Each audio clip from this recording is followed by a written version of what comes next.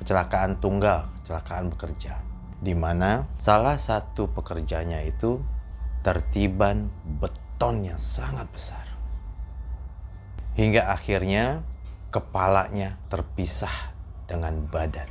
Itu ada hantu yang ikut di mobil ini. Hantu. Iya. Dan sekarang pun kita ngobrol begini, hantu itu berdiri di samping kita.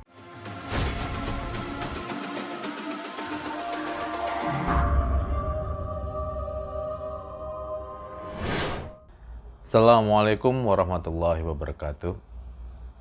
Kembali lagi bersama saya, Ritan, Cerita Setan.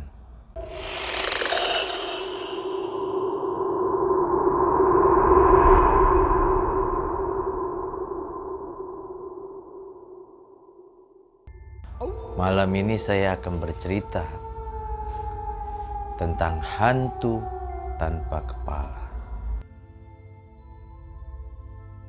Cerita ini berawal dari tahun 90-an. Letak persisnya di daerah Jakarta Timur. Di mana pada waktu itu sedang ada pembangunan jalan. Hingga suatu saat terjadi kecelakaan. Kecelakaan tunggal, kecelakaan bekerja. Di mana salah satu pekerjanya itu tertiban beton yang sangat besar. Hingga akhirnya kepalanya terpisah dengan badan. Setelah kejadian tersebut, banyak para karyawan yang merasa terhantui dengan kejadian itu. Merasa tidak nyaman mengerjakan pekerjaan pada waktu itu. Karena mereka sering melihat temannya itu sering berkeliaran sambil mencari di mana pala saya.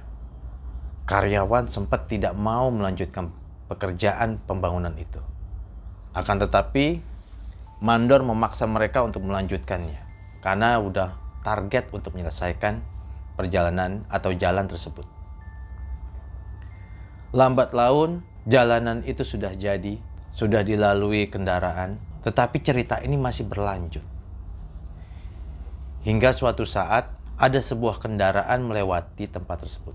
Selang berapa tahun kemudian, mobil itu tiba di rumah pemiliknya dan ternyata hantu tanpa kepala itu mengikuti mobil itu. Pada awalnya mobil itu berjalan dengan baik. Tapi kejadian-kejadian sering terjadi di rumahnya. Ada barang pecah tanpa sebab, ada pintu yang tertutup tetapi tidak ada orang.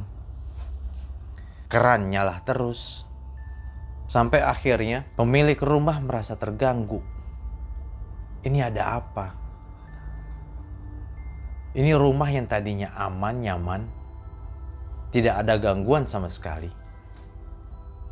Tetapi ketika dia memiliki mobil itu, banyak sekali kejadian-kejadian kasat mata yang tidak bisa dijelaskan secara nalar. Hingga suatu saat mobil itu mengalami kecelakaan. Untungnya pemilik mobil itu selamat, keluarganya pun juga selamat, hanya luka-luka kecil. Cuma mobilnya hancur berantakan, hampir kelipat karena dia menabrak sebuah pohon. Akhirnya pemilik mobil itu mencoba untuk membetulkan mobil itu, tetapi keadaan juga tetap tidak berubah. Malah semakin menjadi. Pemilik mobil merasa bahwa mobil ini membawa sial. Mobil ini membuat rumah saya jadi tidak nyaman. Akhirnya dia mencoba untuk mencari guru spiritual atau paranormal. Dia sempat bercerita, pada awalnya dia bercerita kepada tetangganya. Ini kenapa ya? Semenjak gue punya mobil ini sering banget kejadian-kejadian. Entah itu gelas pecah, pintu ketutup, sampai akhirnya gue kecelakaan sekeluarga. Untungnya kita selamat. Hanya lecet-lecet kecil tapi mobilnya parah. Mobilnya mana? Itu yang sedannya abu-abu. Oh. Lu penasaran? Kata tetangganya. Ini gue penasaran. Apa gara-gara mobil ini Gue merasa kayak ada sesuatu yang ngikutin gue.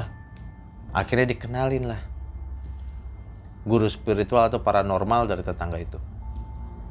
Setelah dikenalin, bercerita sekilas lah dia bercerita.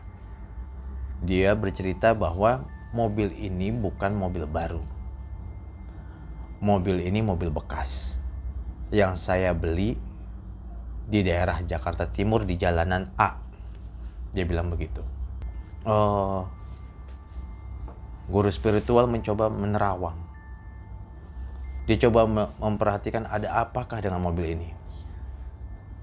Sambil dilihat-lihat, sambil diperhatikan. Akhirnya guru spiritual ini atau paranormal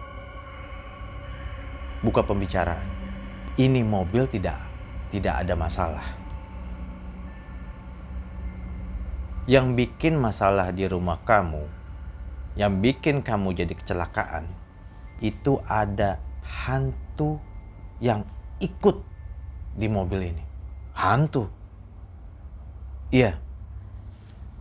Dan sekarang pun kita ngobrol begini, hantu itu berdiri di samping kita. Masya Allah. Dia sempat kaget. Terus gimana? Kok bisa dia mengikut mobil yang saya baru beli? Akhirnya paranormal bicara, ini hantu berasal dari daerah jalanan A. Yang mana pada waktu itu terjadi kecelakaan ketika mengerjakan jalanan tersebut. Maksudnya, ya, salah satu karyawannya ada yang meninggal dan ketiban beton. Kepalanya putus. Yang jadi permasalahan. Jadi permasalahannya apa? Sampai sekarang kepalanya tidak ditemukan. Wah. Terus dia ngikut mobil ini apa maksudnya? Niat dia adalah meminta tolong untuk mencari di mana kepalanya. Terus bagaimana? Apakah Bapak bisa bantu? Akhirnya terjadilah pembicaraan antara guru spiritual ini dengan hantu tersebut. Di flashback lah. Hingga akhirnya guru spiritual ini mendapat gambaran bahwa kepalanya itu tertimpa oleh beton dan terkubur di bawah. Sampai akhirnya hantu ini mengucapkan terima kasih. Dan pemilik mobil yang tadinya merasa was-was bahwa mobil ini membawa sial. Tetapi akhirnya mobilnya tidak jadi dijual. Yang tadi awalnya dibetulkan untuk dijual, akhirnya disimpan. Tapi sebenarnya kata guru spiritual, ada satu permintaan yang diminta lagi. Apa itu, Pak? Hantu ini sudah betah di rumah Bapak. Dia pengen tinggal di rumah Bapak. Dia pengen tinggal di garasi di belakang. Pemilik mobil takut. Jangan-jangan dia akan mengganggu keluarga kita lagi. Jangan, Pak, diusir aja, Pak. Jangan sampai dia kesini lagi. Tidak mau dia. Dia sudah mengucapkan terima kasih, kepalanya sudah ditemukan. Tetapi dia bersikukuh untuk tinggal di rumah ini. Akhirnya pemilik mobil meminta kepada guru spiritual, oke, dia boleh tinggal di sini asal jangan ganggu, baik itu pemilik rumah, keluarga, saudara, ataupun teman-teman pemilik rumah ketika berkunjung ke rumah ini. Akhirnya disetujui. Hingga saat ini, rumah itu masih ada. Dan bagi kalian yang bisa melihat, hantu itu pun juga masih ada di garasi.